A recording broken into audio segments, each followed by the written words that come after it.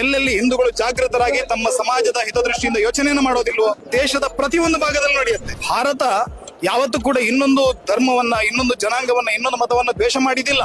ಇವತ್ತು ಕಾಂಗ್ರೆಸ್ ಪಕ್ಷ Muslim league ಆಗಿದೆ, ಸಂಪೂರ್ಣವಾಗಿ ಮುಸ್ಲಿಂ ಲೀಗ್ ಆಗಿದೆ. ಇನ್ನೇನಿದ್ರು ಕೂಡ ಬಟೆಂಗೆ ಅಥವಾ ಕಟೆಂಗೆ. ಬಾಂಗ್ಲಾದಲ್ಲಿ ನಿರಂತರವಾಗಿ ಹಿಂದೂಗಳ ಮೇಲೆ ಹಲ್ಲೆ ಆಗ್ತಾ ಇದೆ, ಇದರ ಬಗ್ಗೆ ಏನ್ ಹೇಳ್ತೀವಿ? ನೋಡಿ, ಬಾಂಗ್ಲಾದೇಶದಲ್ಲಿ ನಡೀತಾ ಇರೋದಲ್ಲ ಇದು. ನಾಳೆ ಹಿಂದೂಗಳ ಜನಸಂಖ್ಯೆ ಕುಸಿತ ಆದ್ರೆ ದೇಶದ ಪ್ರತಿಯೊಂದು ಭಾಗದಲ್ಲಿ ನಡೆಯುತ್ತೆ. ಎಲ್ಲೆಲ್ಲಿ ಡೆಮೋಗ್ರಾಫಿಕಲಿ ಚೇಂಜಸ್ ಆಗಿದೆ ಅಲ್ಲೆಲ್ಲಾ ಕಡೆಗಳಲ್ಲಿ ಆಗ್ತವೆ. ಇದ್ರ ಹಿಂದೆ ಯಾವ್ದೋ CIA ಇದೆ, ಡೊನಾಲ್ಡ್ ಲೂ ಇದಾನೆ, ಅಥವಾ ಏನು ಯಾರು ಜಾರ್ಜ್ ಸಾರೋಸ್ ಇದಾರೆ. ಇದೆಲ್ಲ ನಾವೇನೋ ಮಾತಾಡ್ಬೋದು, ಡೀಪ್ ಸ್ಟೇಟ್ಗಳು ಅಂತ ಹೇಳಿ. ಆದ್ರೆ ಮುಖ್ಯ ಕಾರಣ ಯಾವ್ದು ಕೇಳಿದ್ರೆ ಹಿಂದೂಗಳ ಜನಸಂಖ್ಯೆ ಕುಸಿತ. ಎಲ್ಲೆಲ್ಲಿ ಹಿಂದೂಗಳು ಜಾಗೃತರಾಗಿ ತಮ್ಮ ಸಮಾಜದ ಹಿತದೃಷ್ಟಿಯಿಂದ ಯೋಚನೆಯನ್ನು ಮಾಡೋದಿಲ್ವೋ, ಸಂಘಟಿತರಾಗಿರೋದಿಲ್ವೋ ಅಲ್ಲೆಲ್ಲಾ ಕಡೆಗಳಲ್ಲಿ ಕೂಡ ಈ ರೀತಿಯ ಘಟನೆಗಳು ಮುಂದಿನ ದಿನದಲ್ಲಿ ಕಾದಿವೆ. ಒಂದು 30-40 ವರ್ಷಗಳು ವ್ಯತ್ಯಾಸ ಇದೆ ಅಷ್ಟೇ. ನೋಡಿ, ಒಂದನೆಯದಾಗಿ ಹಿಂದೂ ಅನ್ನುವಂತಹ ಶಬ್ದ